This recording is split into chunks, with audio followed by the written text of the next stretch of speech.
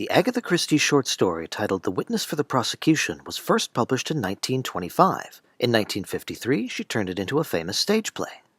When I first saw the 2016 TV adaptation by Sarah Phelps, I could tell before looking it up that it wasn't the play, but the short story that served as the basis for the script. Firstly, the main character of the story is the lawyer Mayhew, while the play puts the spotlight on Sir Wilfrid Roberts. And secondly, Phelps apparently took Mayhew's characteristic cough from the short story and turned it into an entire subplot involving his estranged wife, his dead son, and damage to his lungs incurred during the First World War.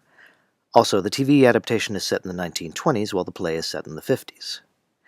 I don't like the Phelps adaptation all that much, not necessarily because it embellishes the story so much that it's borderline unrecognizable, but more because it's extremely bleak, and that's not my preferred flavor.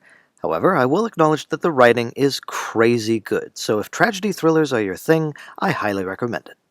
That said, this video is going to focus on the 1957 film adapted by Billy Wilder and starring Charles Laughton, Marlene Dietrich, and Tyrone Power.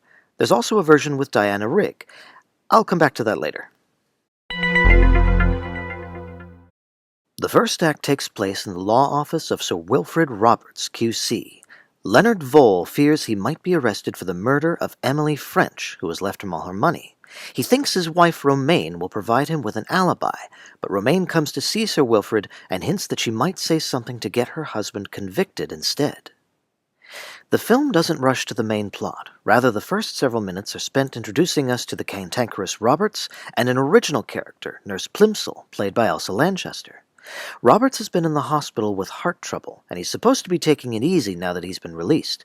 But through a series of comedic schemes and shenanigans, Roberts stubbornly clings to his work and his vices. It's a brilliant blend of humor and exposition. Laughton does a superb job of letting the character's legal genius shine through his juvenile behavior. Once Roberts meets Leonard, the plots of play and film run nearly in sync, though the film uses flashbacks to show how Leonard's relationship with Emily began and developed. The film consolidates dialogue really well, especially in how it reveals Emily left Leonard a fortune. Oh, we'll simply put a lien on Mr. Vole's £80,000. What £80,000? The £80,000 Mrs. French left you. The real star of the film is Marlene Dietrich. The character Romaine, whose name for some reason is changed to Christine, is one of those classic Christie characters who never lets you feel that you're on even footing, and you don't know why. Dietrich nails this from the moment they introduce her. Leonard is older than I pictured him, though they captured his personality pretty accurately. He's not quite as guileless as his stage counterpart, but he's plenty charming. Mad? Not at all. A little daring, perhaps. I wouldn't recommend it to every woman, but you, why shouldn't you attract some attention? In the play, Roberts and Mayhew aren't sure whether Leonard is guilty, but the film adds some sort of eye test, which apparently convinces Roberts that Leonard is telling the truth. When he tries the same test on Christine, she declines.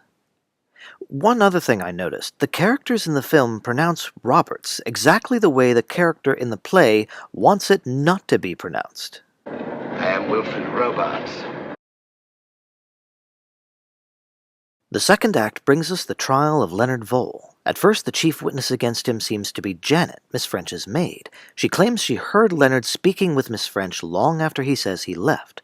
She also says he knew Miss French had made him an heir in her new will, and that he never mentioned to Miss French that he was married, both of which Leonard denies. There are subtle hints pointing the finger of suspicion at Janet, such as telling us the killer is most likely left-handed, and then having Janet mistakenly place her left hand on the Bible to be sworn in. Then Romaine takes the stand and testifies not only that Leonard came home later than he claims, but also that he confessed to having killed Emily French. Sir Wilfrid tries to punch holes in her story, but apart from one moment where it's unclear whether she's saying there was blood on only one of Leonard's sleeves or both, her testimony is rock solid and damning. Leonard takes the stand and says Romaine must have gone mad, but it doesn't go down well. There's one little bit that comes and goes so quickly that you almost miss it. The prosecution alleges that Leonard expected to be rich soon because he went to a travel agency with a blonde woman and asked about expensive cruises. Leonard says it was a joke and corrects the prosecutor, saying, "My wife isn't blonde." This sets up something important later. Before the trial, the film gives us an additional flashback showing how Leonard and Romaine, Christine, first met. It's sweet and funny, though Christine doesn't quite have the same personality we've seen in the present. She's less deep, seemingly. This hints that Leonard's objectivity is unreliable where she's concerned, and is a testament to Dietrich and Power's acting abilities, as both stars are essentially playing new characters, Leonard's fantasy versions of the real thing. The trial is spot on in terms of accuracy and pacing, and adds a touch of comedic flavor, again through Elsa Lanchester's character, although some of it did not age well. If you were a woman, Miss Plimsoll, I would strike you. Even though the jury clearly doesn't like Romaine, Sir Wilfrid is discouraged because she still comes off as credible. He needs evidence to disprove her testimony, and out of the blue comes a coarse-looking woman who claims to hate Romaine for stealing her boyfriend. She provides letters written by Romaine, and then promptly vanishes. The letters reveal that Romaine deliberately incriminated Leonard, and the jury finds him not guilty. However, when she's alone with Sir Wilfrid, Romaine reveals it was she, in disguise, who gave him the letters. She made the jury hate her on purpose so that they would exonerate Leonard in spite of her story. She didn't trust them to free Leonard based on her word alone, especially since Leonard is, in fact, guilty. Sir Wilfrid is powerless to do anything more, so he leaves. Before Romaine can enjoy spending the rest of her life with the man she loves, Leonard's girlfriend appears, the one he took to the travel agency, not Romaine, as Leonard had implied. He's ditching Romaine, in spite of what she just did for him. As foreshadowed in an earlier scene, Romaine promptly snatches a knife and stabs Leonard to death, and the curtain falls moments later. As before, the film translates the story beat for beat, with Elsa Lanchester adding comic relief. You might think the humor would feel out of place, but since all of it has to do with Sir Wilfrid, it doesn't feel shoehorned in. It even contributes to the main story somewhat. When people tell him he's risking his life by overworking himself, Sir Wilfrid responds that as a barrister, it's his job to put his client's life first. Between the script and Charles Laughton, the film version of Sir Wilfrid has been given great depth without throwing the film off balance. I especially liked that after all his scheming earlier, Sir Wilfrid shows how discouraged he feels by refusing a cigar. The end of the trial changes very little. Christine lets Sir Wilfrid trap her slightly differently, and her letters no longer have any political nuances, but otherwise it's the same as the play, almost line for line. When Christine reveals the truth, Leonard is there, and he gloats a bit more to Sir Wilfrid. His girlfriend, when she turns up, is a character we were introduced to earlier, as she made friends with Nurse Plimsoll up in the stands.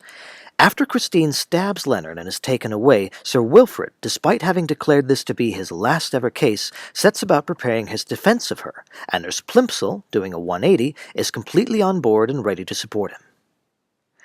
As the credits roll, a voiceover asks audiences not to spoil the ending for anyone, which I've never seen in a film before, and is kind of cute. Ironically, the movie itself has added a few extra hints throughout, like Sir Wilfrid saying something feels off, Christine showing relief at Leonard's acquittal, and even earlier when Emily says she's seen this Jesse James film several times, hinting that Leonard was stalking her and therefore was able to engineer this meeting. Personally, I think this film is a masterclass in adding elements to a story that complement it rather than overtake it.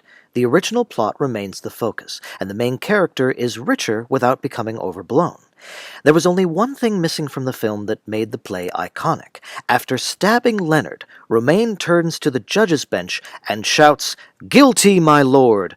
whereas in the film she says nothing. It's a bit of a shame, but I suppose they left it out because it was the perfect curtain line, and the film didn't end right at that moment. As for the 1982 adaptation that I mentioned earlier, it's actually based on the exact same screenplay.